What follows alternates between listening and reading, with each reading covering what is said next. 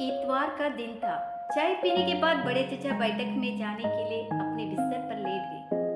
कुछ बुझे बुझे से नजर आ रहे थे। आलिया उनके पास जा बैठी। बड़े चचा को इस तरह देखकर वो बेचैन हो गई थी। है बेचारे बड़े चचा, कोई इनकी परवाह नहीं करता। अगर बड़े चचा इस घर में ना होते तो सब उन्हें भून खाते। जो उठता है अपनी तकलीफों का रोना रोता है, कोई इनकी तकलीफों को नहीं पूछता। और यह है कि सब कुछ सहे जाते हैं। अपनी सगी बहन किस तरह शर्मिंदा करती है सिर्फ इसलिए कि अपने खाने के रुपए देना पड़ते हैं। वो ये भूल गई कि कभी बड़े चचा के रुपयों से तालीम हासिल की थी। पढ़ाई का क्या हाल है बेटा? ठीक है बड़े चचा, आपकी तबीयत तो खराब नहीं? वो भरे भरे जी से बोलती चली गई। आप अपनी सेहत की जरा फिक्र नहीं करते।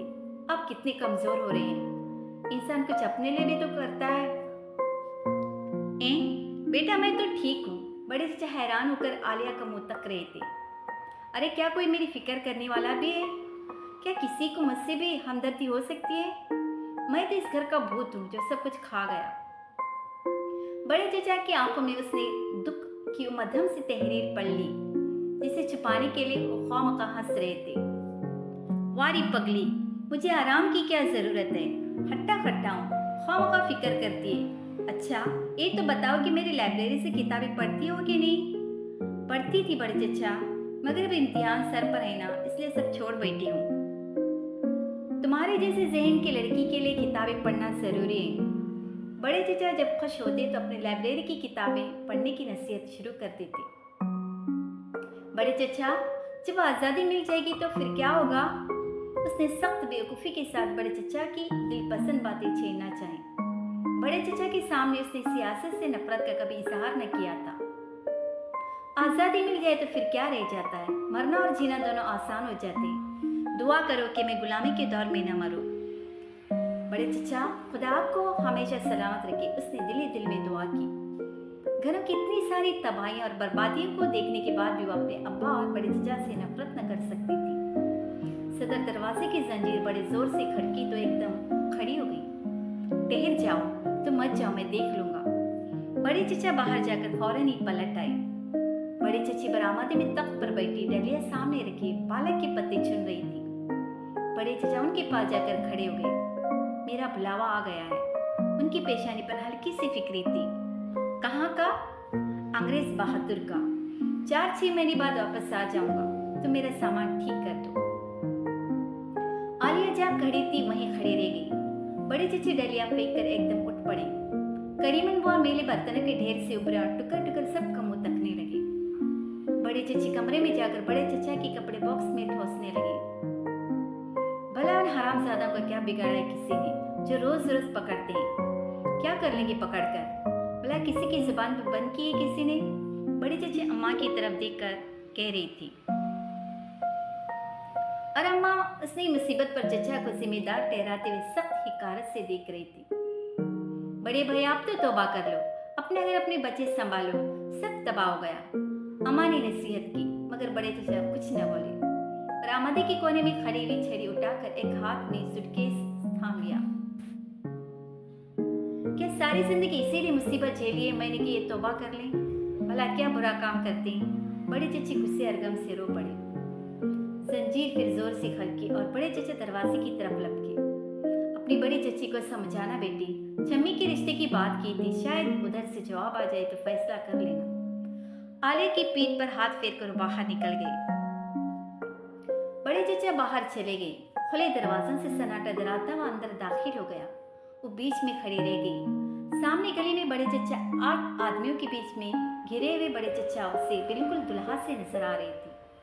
पर एक ऐसी बारात थी कि कलेजा मसला जाता था। बड़ी चची ने पालक की टोकरी फिर उठा ली थी। करीमन बुआ फिर बर्तनों के अंबार तले खो गई थी। नल से बहती पतली सी धार का सारा पानी क्यारियों में जा रहा था। गेंदे के फूल हल्की सी हवा में डोल रहे थे। अरे उसने एक फूल ही बड़े चचा को तोड़कर दे दिया होता, बाहर का तोहफा, मगर अब तो वक्त गुजर चुका था। बड़ी चची अपने मियाँ के जेल जाने की तफसीलें सुना सुना कर गिरफ्तार करने वालों के हाथ टूटने की दुआएं कर रही थी। आलिया को हैरत हो रही थी कि न तो बड़ी चची रो रही थी न सीना घुट रही थी, जबकि इसका दिल हिला जा रहा था। उसे अपने अब्बा की गिरफ्तारी का वक्त याद आ रहा था। शायद बड़ी चच्ची को जेल और पुलिस के मतलब ही नहीं मालूम थे। उसके बचपन के हाफिजे में एक किस्सा अब तक महफूज था। एक बार देनू के क्वार्टर में पुलिस के सिपाही आ गए थे तो उन चटंबियों की पूरी आबादी खौफ से घरों में छुप गई थी और औरतें मातम कर कर के रोने लगी थी। तो क्या बड़ी चची पर जरा भी दहशत तारी नहीं हुई? क्या उन्हें कुछ भी नहीं मालूम? धूप ऊंची ऊंची दीवारों से उतरकर सहन में रेंग गई थी। मुझ पर उन किस्सों का कोई असर नहीं होता बड़ी भाभी, अम्मा बड़े जोश से कह रही थी। अगर आप बड़े भैया को उनकी हरकतों से रोकते तो आज लाख का घर खाक न होता। आप तो उनकी हिमायत करके हिम्मत बढ़ाती, बस हद है। आलिया सहन में पड़ी हुई लोहे की कुर्सी पर इस तरह बैठ गई जैसे उसे किसी ने गिरा दिया हो। बड़ी चच्ची ने अम्मा को कोई जवाब न दिया। वो जाने क्या सोच रही थी। दुल्हन, बड़ी चच्ची धीरे धीरे बोलने लगी, तुमने मजहर मियाँ पर सख्ती की थी तो क्या हुआ? कोई किसी के शौक पर पाबंदी नहीं लगा सकता। सब झील गई, अब अल्लाह करेगा तो जमील सुख देगा। तुम्हारे बड़े भैया के साथ तो सारी जवानी हुई गुजर गई। उन्हें तो उसका भी वक्त न मिला कि बीवी को नजर भर कर ही देख लेती। बड़ी चची एकदम रो पड़े तो अम्मा ने घुटनों में सर छुपा लिया। अल्लाह मियाँ, तू इस घर का बेड़ा पार लगाने वाला है। कुर्बान तेरी शान की, तू जो चाहे कर दे। करीमन बुआ ने आह भरी। करीमन बुआ, अगर बैठक से इसरार मियाँ की मरी सी आवाज आई और करीमन बुआ बीच में ही चीख पड़े, एक दिन चाय न पियोगी तो क्या जान निकल जाएगी? बेचारी को अपनी चाय की पड़ी है। करीमन बुआ ने इसरार मियाँ के हिस्से की चाय नाली में उडेर दी। मरदूद, सब कदम यहाँ से नहीं जाएगा। करीमन बुआ, मैं कह रहा था कि अजहर भाई का सामान न गया हो तो मैं पहुंचा दूं। सब चला गया है। करीमन बुआ चूल्हे के पास झाड़ू देने लगी। तो यहाँ जो कुछ होता है इसके जिम्मेदार सिर्फ इसरार मियाँ है। गुनाहों की बरसात से पैदा होने वाले कीड़े जल्दी से क्यों नहीं मर जाते? इसरार मियाँ, अब तुम 2 बजे तक आराम से भूखे फिरो। अलिया कुर्सी से उठकर जल्दी से ऊपर चली गई। अम्मा और करीमन बुआ की मौजूदगी में वो इसरार मियाँ के लिए चाय तो बना नहीं सकती थी, फिर यहाँ बैठने का क्या फायदा? 4 दिन बाद इम्तिहान शुरू होने वाले थे, मगर उसकी समझ में न आता था कि अब किस तरह पढ़े। दिन के 2 बज गए।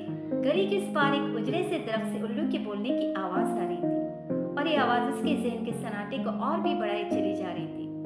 मगर जालिम भूखती की दराती चली आ रही थी। चाहे सदमे से दिमाग फट जाए मगर भूख नहीं रुकती। यानी कि आज बड़े चचा के जेल जाने के गम में मादे से जवाब नहीं पा सकती। वो बिस्तर से उठकर नीचे चली गई। तख्त पर प्लेटें लगी हुई थी। अम्मा नल के पास बैठी पान थूकर सिर्फ कुलियां कर रही थी और बड़ी चची दस्तरखान के पास बैठी जैसे ऊँग रही थी। चम्मी और नजमा फूफी सुबह से बाजार गई थी और अब तक वापस न आई थी। खा लो, सबका कहाँ तक इंतजार करूं? बड़ी चच्ची ने कहा और उनके पास बैठ गई। इतने में जमील भैया भी शकील को घसीटते आ गए और जैसे ही घर में दाखिल हुई शकील पर थप्पड़ बरसाने लगे। एक कुछ नहीं पढ़ता लिखता, सारा दिन आवारा घूमता रहता है। मैंने अभी भी इसे सख्त लिफंगों के साथ घूमते देखा है। और मारो बदसात को, बड़ी चच्ची ने जलकर कहा। जब भी हालत है तो इस घर को कौन संभालेगा? उन्हीं की किताबों से तो पढ़ता हूँ। शकील भैया की वार रोकने के लिए इधर उधर बच रहा था और आलिया को निजात तलब नजरों से देख रहा था। बस भी कीजिए जमील भैया, अब नहीं घूमेगा। आलिया ने सिफारिश की तो जमील भैया अलग हो गए और नल के नीचे हाथ धोने लगे। अरे ऐसे क्यों बचाती हो? ये कभी ठीक नहीं होगा। मैं यूं ही तड़प तड़प कर मर जाऊंगी। उनका ठिकाना तो जेल में है। क्या अब्बा फिर गए? जमील भैया हाथ धोना भूल गए। और नहीं तो क्या, आज 9 बजे के करीब पुलिस आकर ले गई। अल्लाह से तौबा है बस, अम्मा ने फौरन जवाब दिया। खूब। जमील भैया फिर हाथ धोने लगे। एक कांग्रेसी लीडर तो जैसे जेल जाए मगर कुछ कर ही नहीं कर सकते। खालिस हिंदुओं की जमात के लिए इतनी कुर्बानियां देकर जाने उन्हें क्या मिल जाएगा? किस कदर हिंदू तबीयत है उन साहब की भी। कैसे कैसे हिंदू मुस्लिम फसाद हुए मगर इन पर जरा भी असर नहीं होता। शर्म नहीं आती अपने बाप को हिंदू कहते? वो हिंदू थे तो तुम कहाँ से मुसलमान पैदा हो गए? बड़ी चिच्ची मारी गुस्से के आपे से बाहर हो गई। यानी उनके शौहर को हिंदू कहा जाए जबकि उन्होंने हिंदुओं के त्योहारों में आए रस्मों को चका तक नहीं।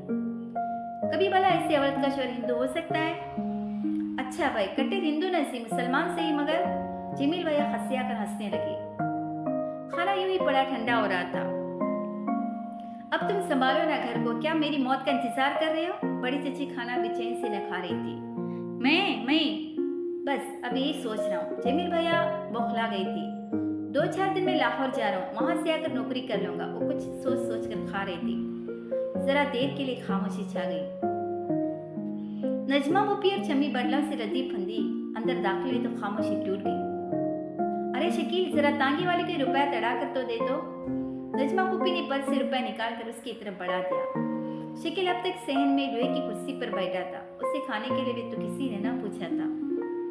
पहले हाथ धोकर खाना खा लो, बड़ी चच्ची ने कहा। मगर नजमा पुप्पी तो बंडल खोल कर सबको दिखाने के लिए बेताब थी। हदे भाई हर कपड़े पर दाम बढ़ा दिए। अब भला कोई बताए कि रेशमी कपड़ा क्या गोरों के कफन के लिए जाता है? नजमा पुप्पी ने दाद तलब नजरों से सबकी तरफ देखा, मगर यहाँ तो सब अपने गम में मुब्तला थे। छम्मी को उनकी बात पर बड़े जोर से हंसी आई।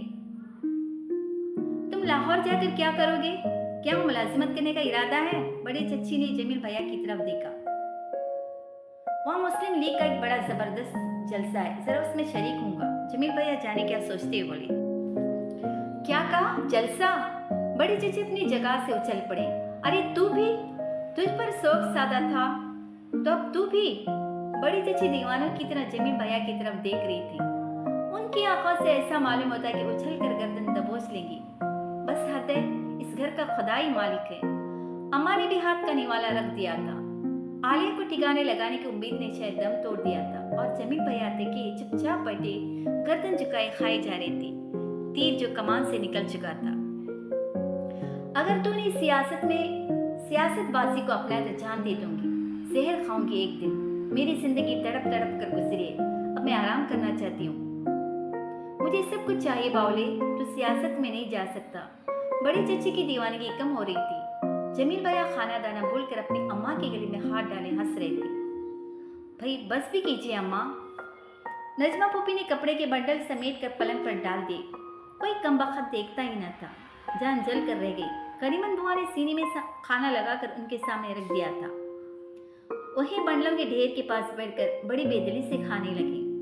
उनके चेहरे से नफरत बरस रही थी, मगर छिम्मी आज बड़ी मुद्दत बाद जमील भैया को बड़े इश्तियाक से देख रही थी। मैंने कहती थी हर मुसलमान मुस्लिम लीग में शामिल हो, मुस्लिम लीग जिंदाबाद। छम्मी ने नारा भी लगा दिया, मगर सब किसी ने उसकी खुशी और नारे की परवाह न की। बड़ी चची जो हाथों से निकली जा रही थी, रो रो कर उनकी आंखें सुर्ख पड़ गई थी। जमील भैया उन्हें थपक रहे थे, पानी पिला रहे थे, मगर उनकी दीवानी आंखों में जरा भी ठहराव न पैदा हो रहा था। आलिया हैरान नजरों से बड़ी चची को देख रही थी। अरे क्या ये वही बड़ी चची है जिन्होंने इतने बरसों तक बड़े चचा की सियासी जिंदगी में साथ दिया था? बड़े चचा की हिमायत में सबसे आगे आगे रही। जब अपना जी चला तो उन्हें जली कटी सुना डाली, मगर किसी दूसरे की जबान से एक लफ्ज न सुना। बड़े चचा जो भी करते रहे उसे अपने सर से गुजारती रही और आज सुबह तक वो थकने की बजाय गिरफ्तार करने वालों को पूछ रही थी। क्या सब्र जब्त इसलिए था कि उन्होंने अपनी सारी उम्मीदें और आरज़ुएं जमील भैया के गले में हार बनाकर डाल दी थी। अम्मा अब आप देखिएगा मैं कैसे ठाट की नौकरी करता हूँ। आपको चांदी के तख्त पर बिठा दूंगा और बस आपका यही काम होगा कि पान खाती रही और मेरी दुल्हन आपके पान धो धो कर लाती रही। जमील भैया खिदमत के वादों के साथ अपनी अम्मा को हंसाने की कोशिश कर रहे थे, मगर जाने क्यों आलिया ने दुल्हन के नाम पर उनकी आंखों को अपनी तरफ उठता देखकर नजरें झुका ली थी। वाह, कोई नौकरी मिल जाती है, चांदी के तख्त ऐसे नहीं मिला करती। न कोई ट्रेनिंग न अंग्रेजी एमए। नजमा पुप्पी बड़ी हिकारत से बोली और छम्मी को फिर हंसी आने लगी। वो नजमा पुप्पी के साथ बड़े फख्र से खाना खा रही थी। ओहो, मुझे तो मारते थे, अब देखे कि बेटा भी लीकी हो गया। छम्मी को बड़ी चचा की मार याद आ गई थी। उस वक्त किसी को बड़ी चच्ची से हमदर्दी न हो रही थी। एमए पास कुछ नहीं जानती अम्मा, मुझे बड़ी ठाट की नौकरी मिलेगी। जमील भैया ने सीधा वार किया। नजमा पुप्पी बिलबिला उठी। खुदा की शान है, अब ऐसे लोग एमए पास को जाहिल कहें। सच्ची थोड़ी तालीम खतरनाक होती है। अब ऐसे लोग बेचारे सियासत में हिस्सा ले तो क्या करें? बड़े भैया ने भी तो तीर मार लिया और बेचारे करते भी क्या। नजमा पुप्पी ने खाना छोड़कर बंडल समेट ली। वो जाने कितनी बार बड़े चचा पर तंज कर चुकी थी। उनके लिए अरबी और फारसी दान होने की भक्ति उड़ाई थी। कई बार कहा था कि जब कोई डिग्री लेने की सलाहियत ना हो तो लोग अरबी फारसी पढ़ते हैं। नजमा पुपी, आज सुबह 9 बजे आपके बड़े भैया जेल जा चुके हैं। जब वो आए तो उनसे पूछ लीजिएगा कि मारा वतीन कहाँ लगा है। जमील भैया ने मुड़कर नजमा पुपी को देखा। एक लम्हे को उनका रंग फक पड़ गया था। है बड़े भैया फिर चले गए? नजमा पुपी ने सर थाम लिया। इस घर की कैसी बदनामी हो रही है, जिसे देखो जेल काट रहा है। जमील भैया की थपकियां बड़ी चच्ची को पुरसुकून कर चुकी थी और वो अब टुकर टुकर नजमा फूफी और जमील भैया को लड़ते देख रही थी। अब किसी ने भी नजमा फूफी को जवाब न दिया। वो अपने कपड़ों के बंडल छम्मी पर लदवा कर ऊपर अपने कमरे में चली गई। नजमा फूफी के जाते एक बार फिर सन्नाटा छा गया। आलिया ने देखा कि जमील भैया अपनी अम्मा से लिपट कर बैठे हुए बड़े अच्छे लग रहे थे और शकील अब तक तांगे का किराया अदा करके न आया था।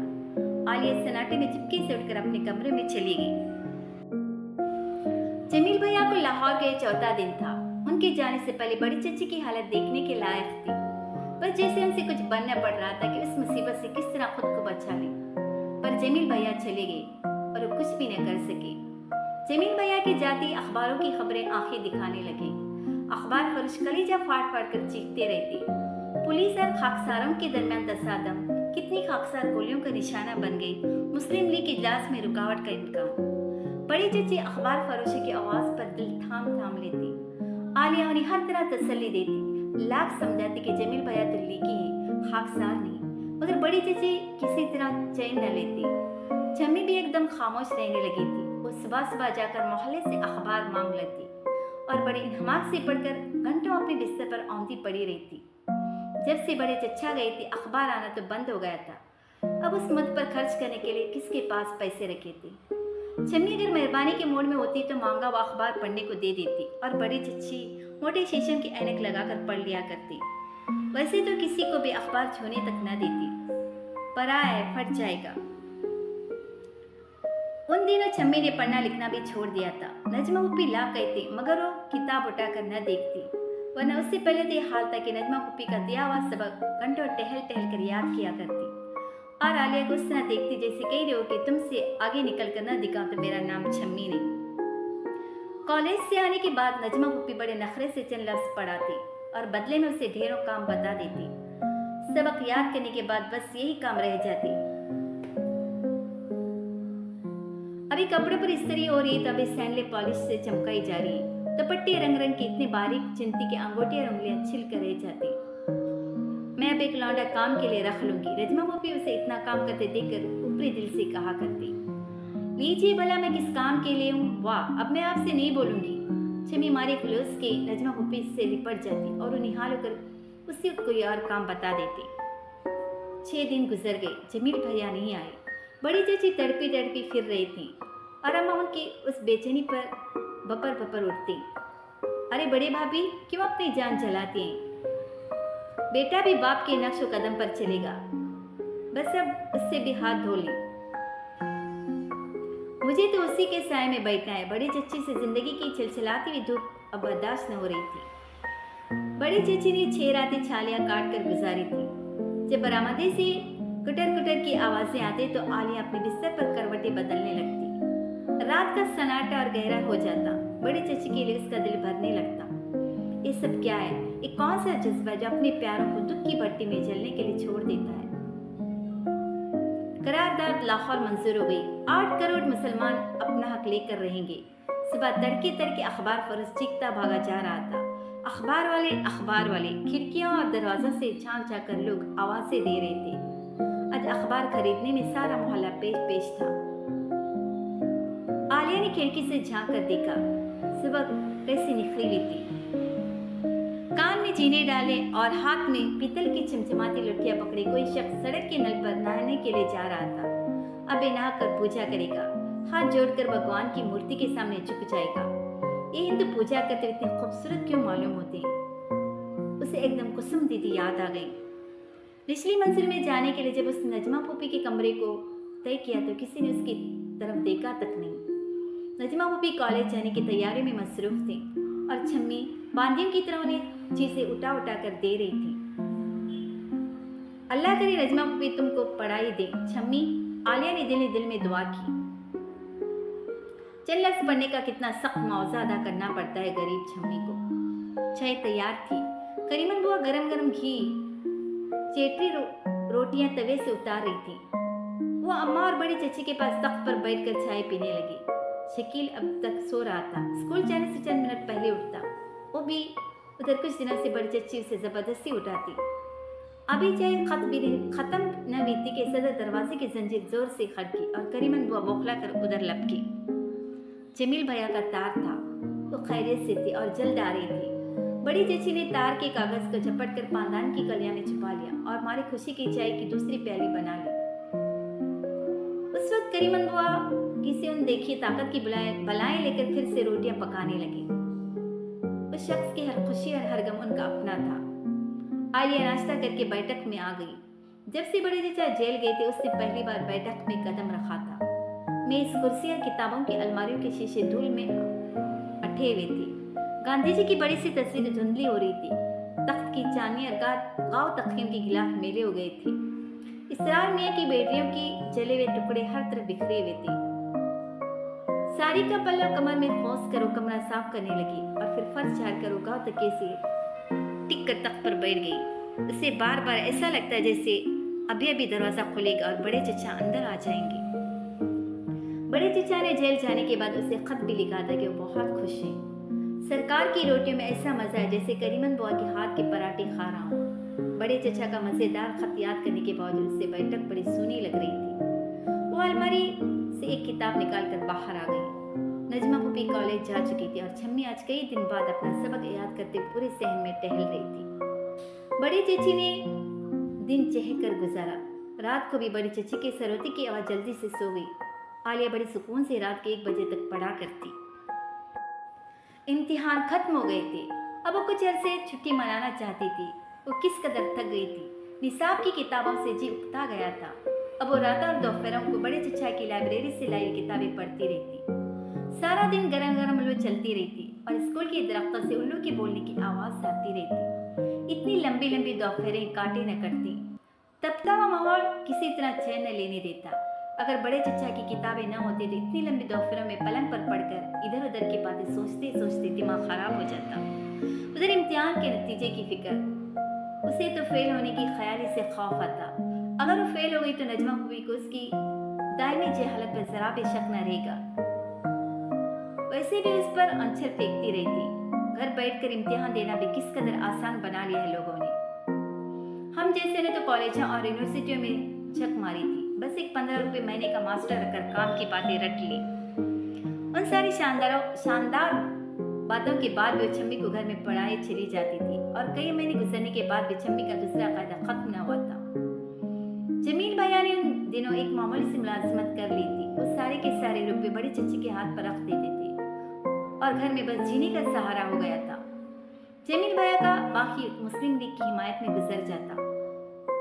आलिया तब उनके साय से भी भागती, मगर वो साया तो लंबा होता जा रहा था। मोहब्बत की धूप चढ़ती जा रही थी। आज अब्बा का खत आया था। उन्होंने लिखा था कि उसके नतीजे के मुंतजर हैं। अच्छे और अट्टे खट्टे हैं। कभी कभी इख्तिलाज की तकलीफ हो जाती है जो शायद गर्मी की वजह से शुरू हुई है। जेल का डॉक्टर दवा दे रहा है जिससे कतई फायदा हो गया है। अम्मा उस खत को सुनकर जरा देर के लिए फिक्रमंद हो गई थी और वो तो अपने कमरे के दरवाजे बंद करके बड़ी देर तक रोती रही थी। वो तो अपने अब्बा की बीमारी का तस्वर भी न कर सकती थी, न कि वो हकीकतन बीमार पड़ जाती, और वो भी उसकी नजरों से दूर जेल की कोठरी में। जून के आखिरी दिन किस कदर गर्म थे। दोपहर में गजब का सन्नाटा छाया रहता। सौदे वालों तक की आवाज न सुनाई देती, मगर छम्मी पर उन दोपहरों में पढ़ने का बोझ सवार था। जैसे उसने अपने जी में ठान ली थी कि या तो पढ़ लिख कर फाजिल बन गए या फिर जाहिल रह गए। इतनी मेहनत के बाद भी उसका दूसरा कायदा खत्म होने को न आ रहा था। लिखते लिखते उंगलियां बन जाती। सारा सबक एक ही सांस में अटके बगैर सुना देती, पर नजमा पुप्पी के एतराज खत्म न होती। उस वक्त भी छम्मी को जमाइयां और जमाइयां आ रही थी। जमाइयों पर जमाइयां आ रही थी, मगर वो ढेर बनी जोर जोर से सबक याद किए जा रही थी। किसी वक्त और बड़े दरवाजों से आलिया की तरफ भी देख लेती। पढ़ते पढ़ते थक कर छम्मी ने किताब मेज पर रख दी। नजमा पुप्पी सारा कायदा तो याद हो गया है, अब तीसरा शुरू करा देना। अभी नहीं, मैं जिस तरह पढ़ाऊंगी उसी तरह पढ़। ये उर्दू नहीं कि हर जाहिल पढ़ लेता है, ये अंग्रेजी है। नजमा पुप्पी एकदम मरहम हो गई। अब हमें नहीं पढ़ना, ये कायदा कभी ना खत्म होगा। बड़ी आए पढ़ाने वाली, जैसे हम बेवकूफ हैं। अपने काम के लिए नौकर लिख लीजिए। नजमा पुप्पी, हमें तो अल्लाह मियां ने पैदा ही जाहिल किया है। छम्मी ने किताब, कॉपी और कलम ऊपर उछाल दी। अरे क्या बकवास करती है छम्मी, भाई जाहिलों को समझाना कितना मुश्किल काम होता है। अगर पहला दूसरा कायदा कमजोर हो गया तो फिर आगे पढ़ना मुश्किल होता है। जल्दी से पढ़ो, कल तुम्हारे लिए तीसरा कायदा ले आऊंगी। नजमा पुप्पी गड़बड़ा कर उठ बैठे। बेदाम का गुलाम हाथों से निकला जा रहा था। बस भाई, अगर हम काबिल हो गए तो आप जाहिल कैसे किसे कहेंगी? छम्मी पांव पटकते नीचे चली गई। हद है भाई, इस खानदान की जहालत कभी न जाएगी। कोई भी तो इस लायक नहीं कि बात करके जी खुश हो, नजमा पुप्पी अपने आप से कह रही थी। आलिया ने उठकर अपने कमरे के दरवाजे जोर से बंद कर लिए। अरे नजमा पुप्पी, मैं आपको खूब जानती हूँ, वो बड़बड़ाती और फिर किताब लेकर लेट गई। आज तो एकदम आसमान पर बादल छाने लगे थे। खिड़की से हवा का एक भीगा भीगा ठंडा झोंका आया तो किताब रखकर सो गई। गर्मियों की सारी दोपहरें जाकर और तड़प कर गुजारी थी। यहाँ तो छतों पर कपड़े और चटाइयों का पंखा भी न लगा था। फिर यहाँ कौन से नौकर लगे थे जो सारी दोपहर पंखा खींचते। छम्मी ने जब से पढ़ना छोड़ा था अपने असल रूप में आ गई थी। घर में तूफान बरपा रहता। हर एक सी लड़ती या फिर बुर्का उड़कर मोहल्ले में गायब रहती। सब उससे नालाते, मगर अम्मा को तो उसकी सूरत से नफरत हो गई थी। अल्लाह जाने शादी का पैगाम देने वाली कहाँ मर गई। छम्मी, मैं तुमको पढ़ाया करूं? बहुत दिन बाद आलिया उसके कमरे में गई थी। दादी की सुनी मसेरी पर नजर पड़ती उसका जी दुखने लगा था। जमील साहब आपसे नाराज हो जाएंगे फिर, छम्मी ने जोर से कहीं कहा लगाया। खुदा के वास्ते छम्मी, ऐसी बातें तो न किया करो। अच्छा तो फिर हटाइए, मैं खुद उनका मनहूस नाम लेना पसंद नहीं करती। मंसूर के सामने अब कोई नहीं जचता। अल्लाह कसम कितना चाहता है मुझे। छम्मी ने बड़े मजे से आंखें बंद कर ली। छम्मी, कोई मत किसी से मोहब्बत नहीं करता, अपने आप से मोहब्बत करो ना। वाह, अच्छी पट्टी पढ़ाती है। जमील भैया यूं ही आपके पीछे दीवाने फिरते हैं। यही तो एक मोहब्बत होती है दुनिया में। जब तक चले चले, न चले तो खेल खत्म, पैसा हजम। लो, अपने आप से मोहब्बत करो। कुछ दिन बाद आप कहेंगे कि अपने अब्बा और तमाम घर वालों से मोहब्बत करो। ये बाप भाइयों वगैरह की मोहब्बत कुछ नहीं होती, सब उल्लू के उल्लू होते हैं, कभी नहीं। आलिया छम्मी को लाइलाज समझकर इधर उधर देखने लगी। कमरे में अनवर कमाल पाशा की एक तस्वीर और साल की कैलेंडर का इजाफा हो गया था। जाने किसने दिए थे उसे। वो चुपके से उठकर चली आई। छम्मी ने उसे बैठने को भी न कहा। अभी वो सहन तय कर रही थी कि नजमा पुप्पी छम्मी के कमरे में जाते उससे टकराते टकराते बची। सख्त बौखलाई हुई थी। है, इतनी पढ़ी लिखी औरत के काम से एक जाहिल लड़की ने हाथ उठा लिया। आलिया को हंसी आ रही थी। छम्मी न मुन्ना थी न मुन्नी, पर अब नजमा पुप्पी खुद ही कांक कांक कर अपनी साड़ियों पर इस्त्री करती। कोयले दहकाते हुए आंखों में आंसू आ जाते और सैंडलों पर पॉलिश करते हुए किस्मत की सारी लकीरें सिया पड़ जाती। मंजली भैया को तो फिक्र ही नहीं कि किसी के साथ अपनी इस बेटी के दो बोल पढ़ा दी। कौन से एमए तलाश करने, जैसे बड़े भैया ने अपनी साजिदा की शादी कर दी। नजमा पुप्पी का बस चलता तो छम्मी की ऐसी जगह शादी करते कि पानी तक नसीब न होता। किसी करबला में धकेल देते कम वक्त को ताकि प्यासी मर जाती। पहले आप कीजिए अपनी सारी शादी नजमा पुप्पी, बुढ़ापा आ रहा। जॉब में छम्मी उनका कलीजा नोचने की कोशिश करती। मुझे किस बात की कमी, लोग नाक रगड़े, तुझे तो 15 रुपए महीने का सिपाही भी न चढ़ेगा। छम्मी उन्हें जलाने के लिए ही हंसती।